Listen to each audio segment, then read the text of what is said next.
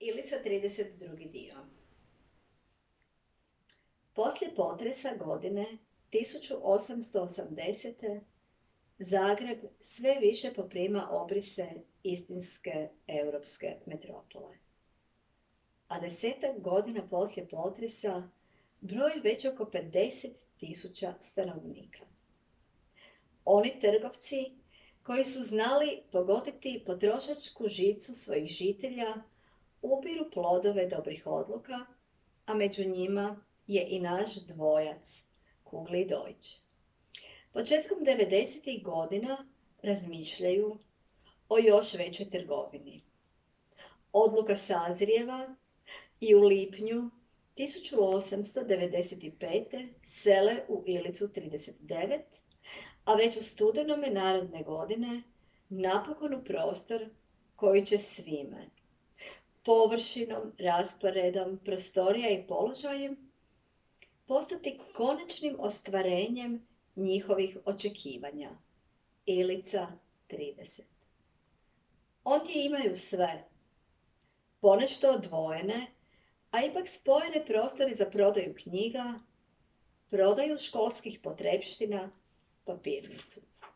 A na katu su i uredski prostori u kojima u miru, neometani, obavljaju svu silu popratnih poslova, bez kojih njihovo rastuće poduzeće ne bi moglo djelovati. U samoj knjižari i papirnici zaposlili su osoblje koje uz njih uči i usavršava se, ljude na koje se mogu osloniti.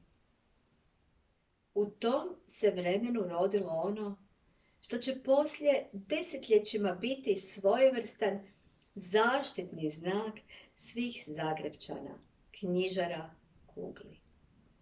Sve više ljudi odlazi onamo i sve se češće u razgovorima može čuti: idem Kugliju. Tako će ostati i nakon što knjižara poslije nacionalizacije više neće nositi to ime. No knjižara Kugli bila je i ostala omiljena u svijesti svih Zagrepčana. Toliko da je i poduzeće Mladost u vrijeme popuštanja komunističkog režima razmišljalo vratiti ime Kugli svojoj knjižari u Ilici 30. To se, nažalost, nikada nije dogodilo. Ali ime Kugli i nadalje bruji ušima svih Zagrepčana. Gdje si to kupila? Kod Kuglija.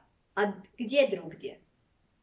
A toj velikoj knjižari dušu i život udahnuo je onaj doseljenik koji je pred nepunih 20 godina iz Beča doputovao u Agram.